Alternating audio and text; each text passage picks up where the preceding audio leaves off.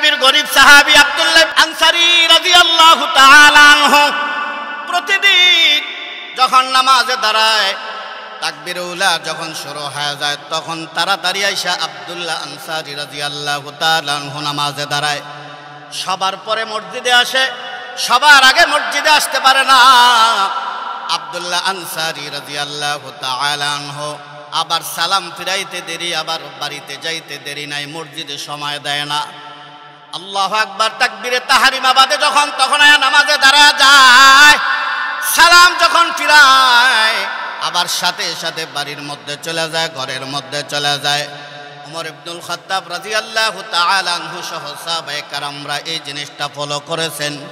আব্দুল্লাহ আনসারী রাদিয়াল্লাহু তাআলা আনহু, কারণ মুনাফিকের কাজ হলো তাড়াতাড়ি মসজিদে, সবার পরে মসজিদে যাওয়া, সবার আগে মসজিদ থেকে বাইর হয়ে যাওয়া। ওমর ইবনুল খাত্তাব রাদিয়াল্লাহু তাআলা আনহু একদিন, দুই দিন না, 3 দিন হয়ে গেল আব্দুল্লাহ আনসারী রাদিয়াল্লাহু তাআলা আনহুকে ফলো করেছেন। আব্দুল্লাহ আনসারী রাদিয়াল্লাহু তাআলা আনহু মসজিদে ঢোকেন, তাকবীরে তাহরিমা বাদেন, যখন আল্লাহু আকবার বলে তখন ঢোকেন। সালাম ফিরাইতে দেরি, আবার মসজিদ থেকে বাইর হইতে দেরি হয় না।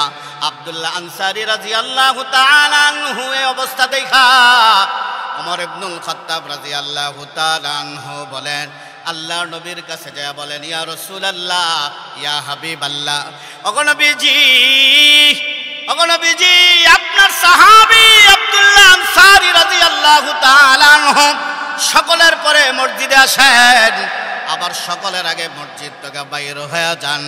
আব্দুল্লাহ আনসারী রাদিয়াল্লাহু তাআলা আনহু তাকবীরে তাহরিমা বাদে আল্লাহু আকবার বলে যখন নামাজে দাঁড়ায় তখন আসে। আল্লাহ নবী বলে, কোনো কিছু যাচাই ছাড়াই আমি কিছু বলতে পারবো না।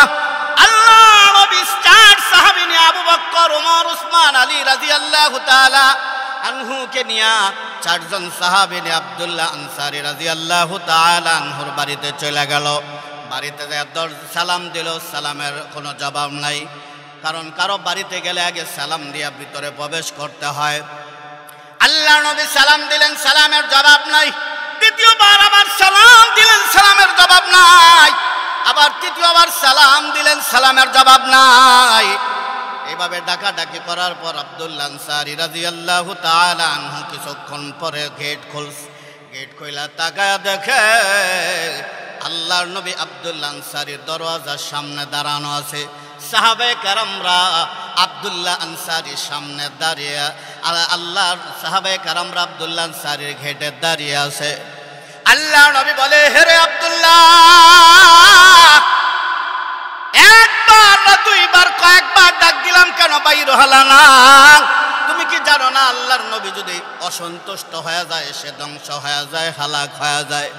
আব্দুল্লাহ আনসারী রাদিয়াল্লাহু তাআলা আনহু বলেন, ইয়া রাসূলুল্লাহ, ইয়া হাবিবাল্লাহ, আপনি যে সালাম দিলেন, সালামের আওয়াজ শুনেছি। দ্বিতীয়বার সালাম দিলেন, সালামের আওয়াজ শুনেছি। ওগো নবীজি, সালামের আওয়াজ শুনেছি, কেন জবাব দেই না? ইয়া রাসূলুল্লাহ, ইয়া হাবিবাল্লাহ, আমার ঘরের মধ্যে মাত্র একটাই কাপড় গো নবীজি, একটাই কাপড়, 2টা কাপড় নাই। একটা কাপড় দিয়া আমি নামাজ আদায় করি, কাপড় পরিধান করে নামাজ আদায় করে। ঘরের মধ্যে আব্দুল্লাহ আনসারী রাদিয়াল্লাহু তাআলা আনহু গর্ত করে স্ত্রীকে গর্তের মধ্যে রেখে দিয়েছেন। স্ত্রীর কাপড় নাই, একটাই কাপড়। স্বামী এই কাপড়টা পরিধান করে নামাজ আদায় করে মসজিদে আসে।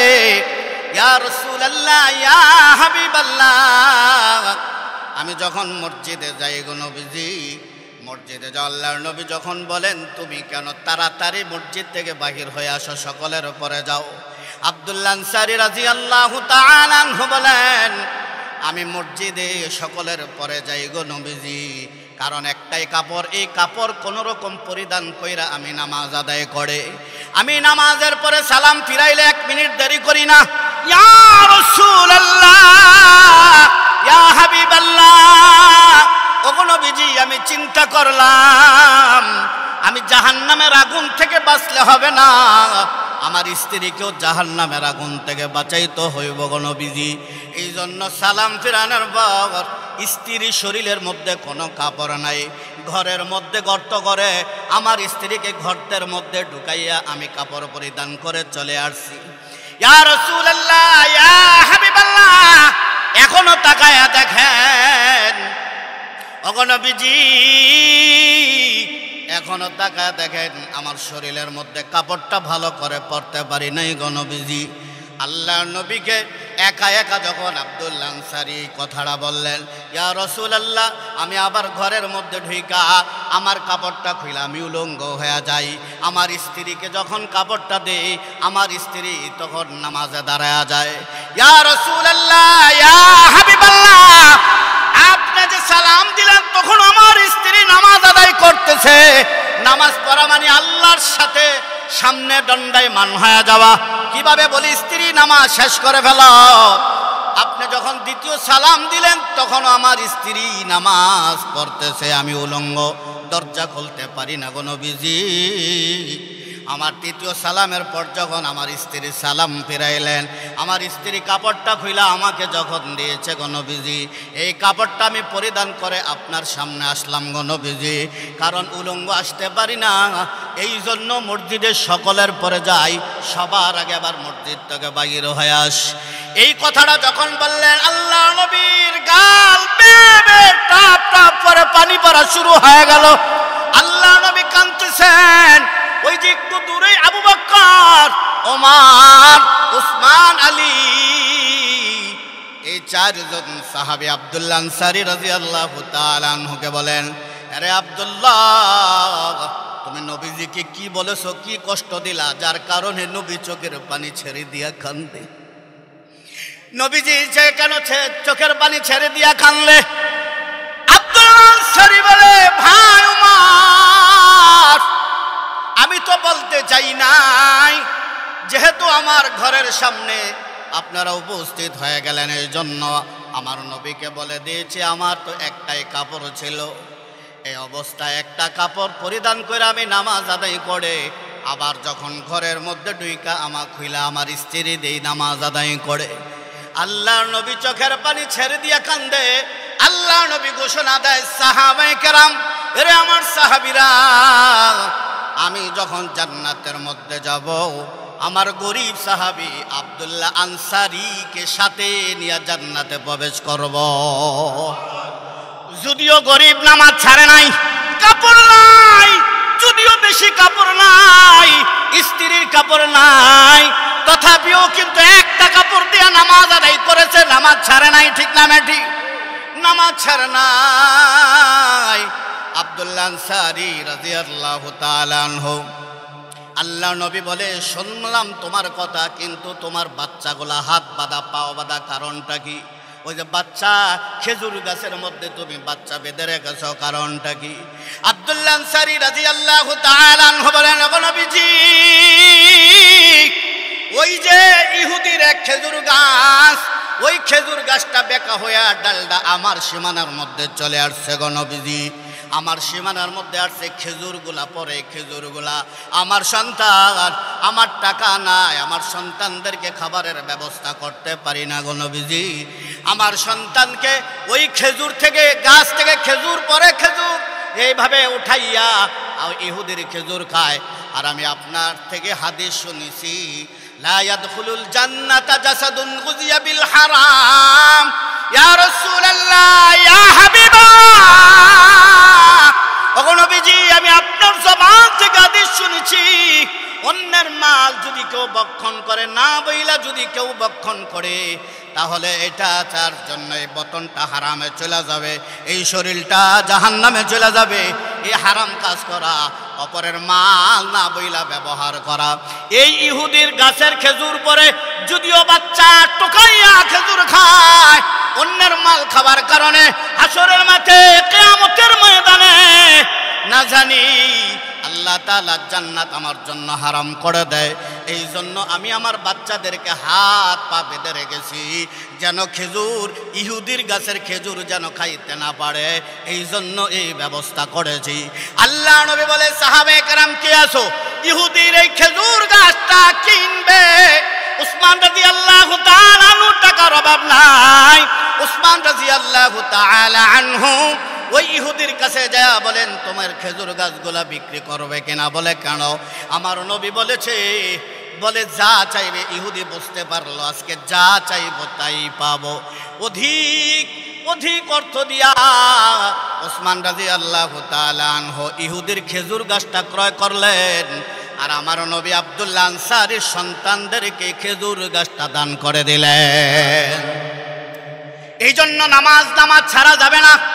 আল্লাহ তাআলা বলেন, এমন কিছু মানুষ, এমন কিছু জিন্নাত আমি বানাইলাম যাদেরকে জাহান্নামের আগুনে পুরবো। আল্লাহ বলেন, ওয়ালাকাদ যারা'না লিজাহান্নামা কাসীরাম মিনাল জিন্নি ওয়াল ইনস লাহুম কুলুবুন লা ইয়াফকাহুনা বিহা ওয়া লাহুম আ'য়ুনুন লা ইউবসিরুনা বিহা ওয়া লাহুম আযানুন লা ইউবসিরুনা বিহা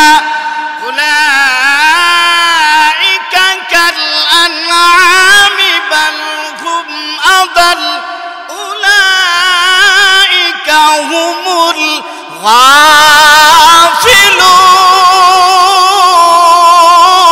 গাফিলুন।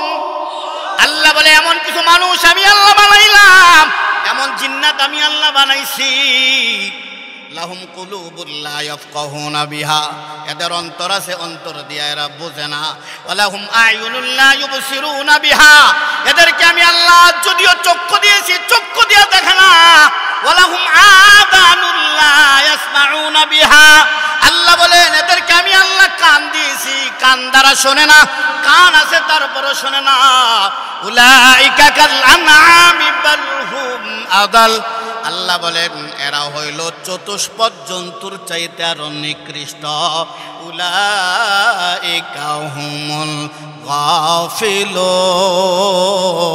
গাফিলুন, এরা গাফিল, এরা চতুষ্পদ জন্তুর চাইতে নিকৃষ্ট, যারা আযান দিলে মসজিদে আসে না, ফজরের সময় ফজরের নামাজ পড়ে না, জোহরের সময় জোহরের নামাজ পড়ে না, আসরের সময় আসরের নামাজ পড়ে। এদের ব্যবসাটা খুব গুরুত্বপূর্ণ, নামাজের চাইতে ব্যবসার গুরুত্ব বেশি, নামাজের চাইতে সন্তানের গুরুত্ব বেশি, নামাজের চাইতে সংসারের গুরুত্ব বেশি, নামাজের চাইতে দুনিয়ার গুরুত্ব বেশি, নামাজের চাইতে নেতাগিরির গুরুত্ব বেশি, নামাজের চাইতে অন্য গুরুত্ব বেশি, দুনিয়ার গুরুত্ব বেশি। নামাজ পড়ে না, এরা হলো কান থাইকাও এরা শোনে না, চোখ থাইকাও এরা দেখে না, অন্তর থাইকাও এরা বুঝে না। উলাইকা কাল আনআমি বাল হুম আদাল, এরা চতুষ্পদ জন্তু শুধু নয়, চতুষ্পদ জন্তুর চাইতে নিকৃষ্ট। এরা গাফেল, এরা গাফেল, এরা গাফেল, ঠিক না বেটা? এজন্য নামাজ এত গুরুত্বপূর্ণ ইবাদত। নামাজ, এই নামাজ যদি ছেড়ে দেয়, নামাজ হারাইলাম, দুনিয়ার সব পাইছি, আল্লাহরে পাই নাই, সে কিছুই পায় না। আর দুনিয়ার সব পাইলাম, আল্লাহরে কিছুই পাই নাই, কিন্তু আল্লাহরে পাইছি, সে সব পাইল। কিন্তু দুনিয়া সব পাইছে, আল্লাহরে পায় নাই, সে কিছুই পায় না। নামাজ মিফতাহুল জান্নাতিস সালাহ, নামাজ তো বেহেশতের চাবি। নামাজ ছাড়া বেহেশত যারা একেবারে বোকামি, ঠিক না বেঠি? কোশ্চেন কালও বেহেশত যাওয়া যাবে না। আর ফজরের আমি 14 থেকে 15টা হাদিস বলেছি, ফজরের নামাজ আদায় করলে আল্লাহ জাহান্নামের আগুন হারাম করে দেয়। ফজরের নামাজ আদায় করলে একটা উমরা, একটা হজের সব আল্লাহ দান করে দেয়। এজন্য নামাজ পড়বো তো ইনশাআল্লাহ। আল্লাহ আমাদের সকলকে 5 ওয়াক্ত নামাজ জামাতের সহিত আদায় করার তৌফিক দান করেন, আমিন। ওয়া আখিরু দাওয়ানা আলহামদুলিল্লাহি রাব্বিল আলামিন।